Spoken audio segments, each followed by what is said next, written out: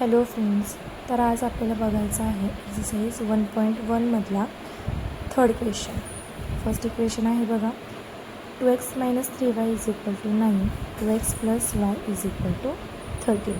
इथे सुद्धा बघा, आता तुम्ही दोन्ही मेथडने सॉल्व करू शकता. इथे आहे 2x आणि इथे पण आहे 2x.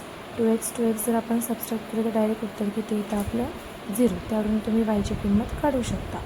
नेक्स्ट इथे मायनस आहे, परत इथे प्लस आहे. तुम्ही इक्वेशन 2ला थर्डने मल्टिप्लाय करून मग 3y कॅन्सल करून एकशे किंमत ही काढू शकता. चला लेट्स प्रोसीड. फर्स्ट आपण काय करू, subtract equation 1 from 2. Okay, let's start. Subtract equation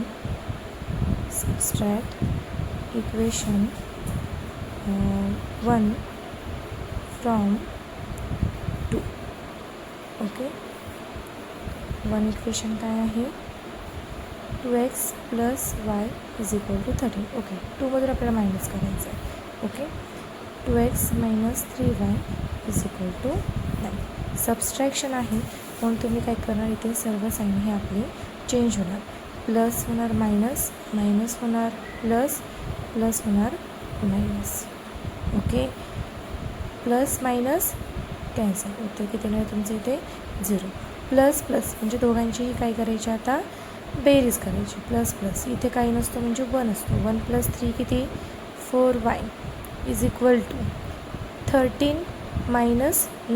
13 - 9 किती 4. ओके, आता बघा y काय आहे इथे 4च्या इंटूमध्ये. मग आता 4 काय करू आपण इकडे नेऊ. y = 4/4, y = 1. ही झाली तुमची yची किंमत. Next, putting the value of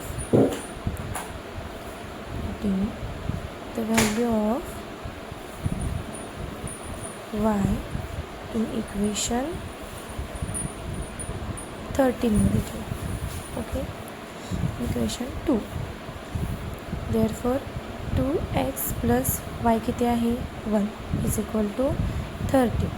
2x = 13. हा 1 इथे काय आहे प्लसमध्ये, इकडे जाऊन काय होणार -1.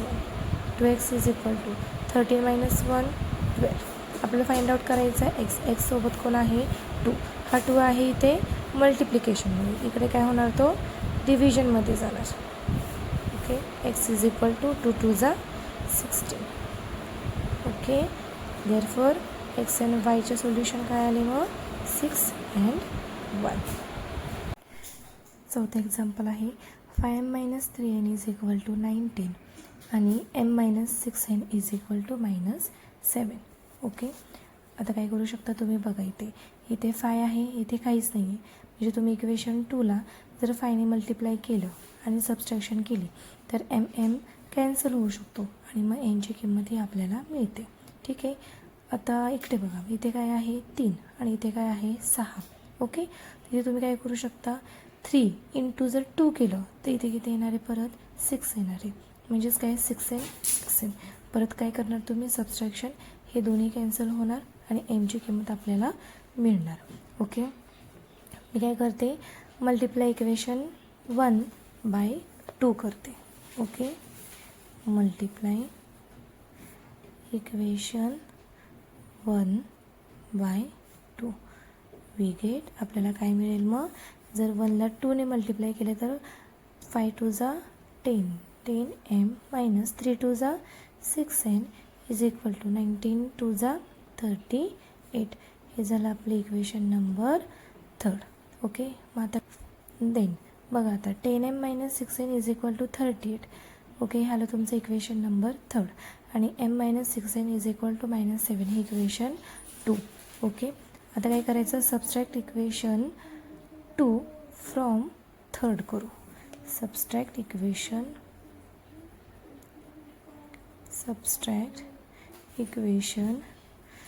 2 फ्रॉम 3. ओके, मग थर्ड इक्वेशन कोणतं, आपल्याला काय करायचं आहे, थर्डमधून 2 वजा करायचे. ओके, मग थर्ड इक्वेशन आपण आधी लिहून घेऊ.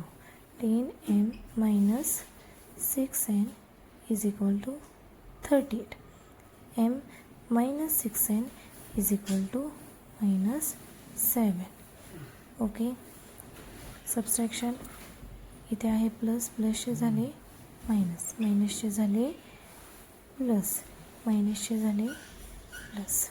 ओके, 10 मायनस 1 काहीच नाही म्हणजे काय असतो इथे 1. 10 मायनस 1 किती 9m. ओके, हे काय येणार आहे यांचं उत्तर 0 प्लस 0 इज इक्वल टू काय करणार 38 प्लस 7 किती 38 प्लस 7 किती 45. Okay, therefore 9m is equal to 45. आता हा 9 इथे एमला काय आहे मल्टिप्लाय, तिकडे जाऊन काय होणार डिवाइड होणार. Okay, 45 by 9. M is equal to 9 5 जा 45.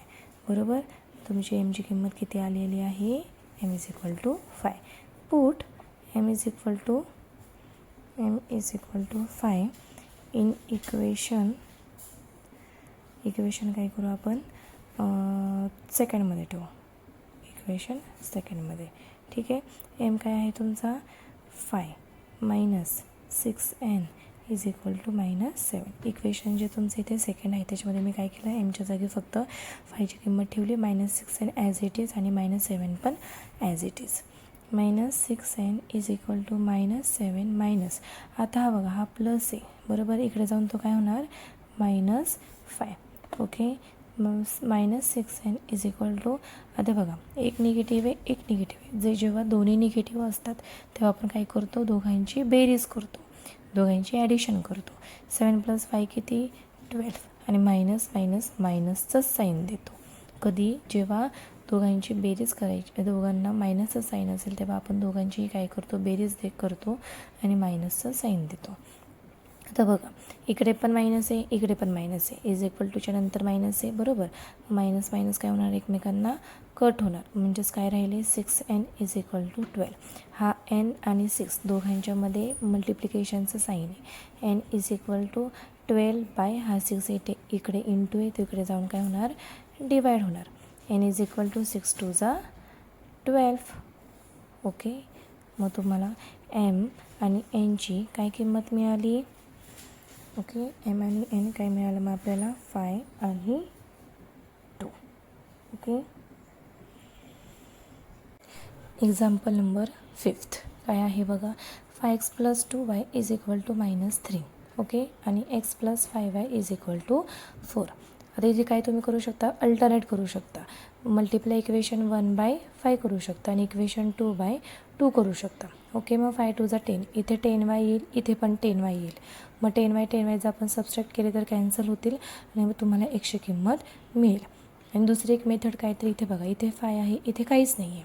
ठीक आहे, मग तुम्ही इथे काय करू शकता मल्टिप्लाय इक्वेशन 2/5, मग इथे किती आला तुमचा 5 आला. ठीक आहे, दोघांची वजाबाकी केली तर x कॅन्सल होतील, तुम्हाला yची किंमत मिळेल. मी काय करते आता मल्टिप्लाय इक्वेशन 2 आपण काय करू 5ने मल्टिप्लाय करू.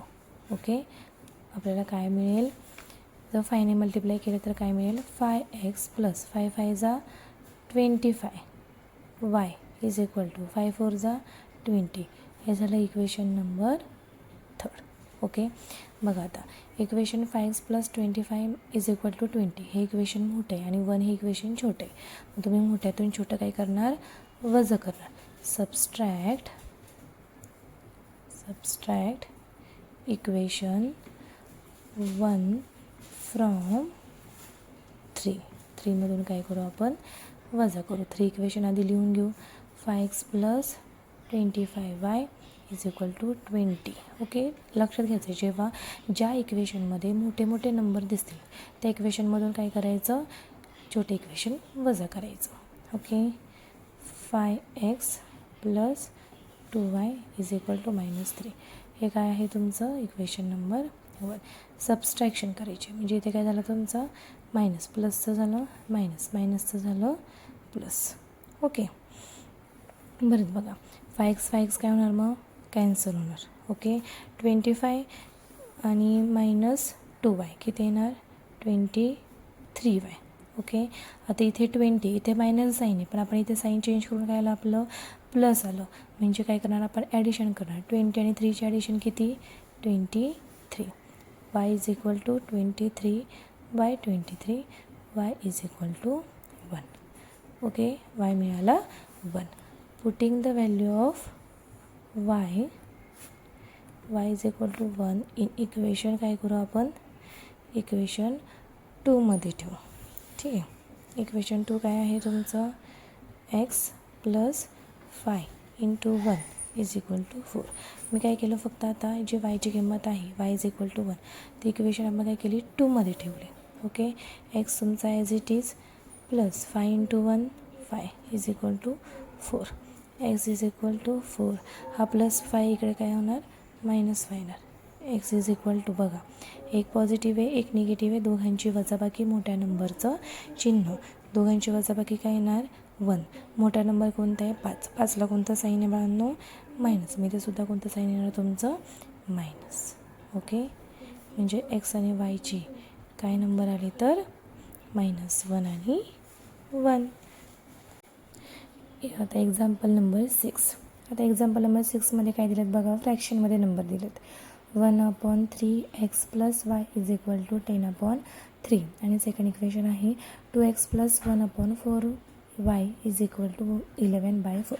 आता जेव्हाही तुमच्या फ्रॅक्शनमध्ये नंबर येतील तेव्हा ते नंबर काय करायचे आधी काढून टाकायचे. आता तो नंबर कधी जाणार आता बघा हा 3 आणि हा 3 कुठे आपल्या अपॉनमध्ये म्हणजे आपल्या डिव्हिजनमध्ये बरोबर.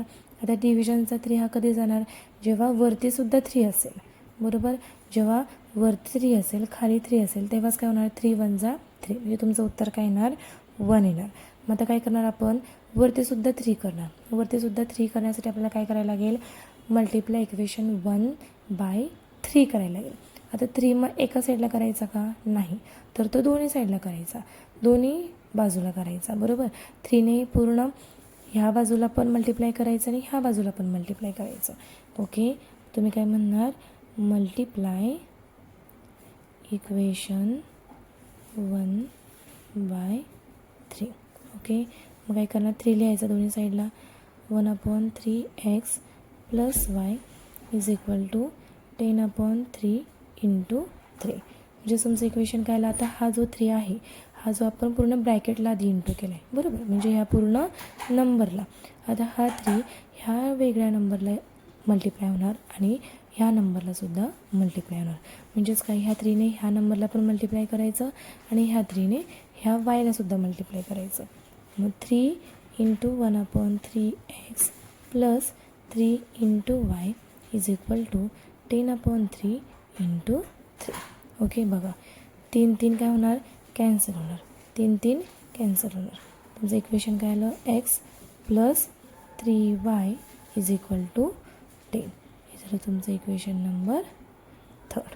ओके, सेम तसंच सेकंड इक्वेशनमध्ये काय आहे बघा 4 आहे. अपॉनमध्ये काय आहे तुमचा 4. मग तो 4 खाली आहे मग तो घालवण्यासाठी आपण काय करणार आता वरतीसुद्धा 4 घेणार. ओके, वरती 4 कसा घेणार मग मल्टिप्लिकेशन करून मल्टिप्लाय इक्वेशन 2/4.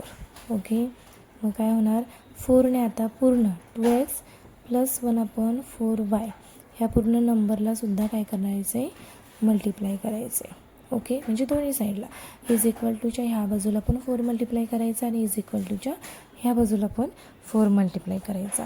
व्हॉट इट बघा आता 4 × 2x + 4 × 1/4y is equal to 11/4 × y. आता काय केलं मी हा 4 ह्या 2xला पण मल्टिप्लाय होतो आणि हा 4 ह्या 1/4yलासुद्धा मल्टिप्लाय होतो. ओके, 4 × 2 = 8x + 4 × 4 हे वरचा 4 आहे हा खालचा 4 काय होणार एकमेकांना कट कसे होतात तर 4 × 1 = 4 म्हणजे उत्तर काय येणार आहे तुमचं 1. ओके, म्हणजेच राहिले काय फक्त y. हा 4 सुद्धा कॅन्सल म्हणजे राहिले काय फक्त 11. हे झालं तुमचं इक्वेशन नंबर 4. ओके, बघा आता 3rd आणि 4 आपण सॉल्व करू. 3rd आणि 4मध्ये काय करता येईल तुम्हाला मल्टिप्लाय इक्वेशन 4 बाय 3 करू का? इथे 3 आहे, इथे 3 आहे का? नाही. तुम्ही इक्वेशन थर्डला 8ने सुद्धा मल्टिप्लाय करू शकता का? एक्सला इथे 8 आहे, इथे आहेत का?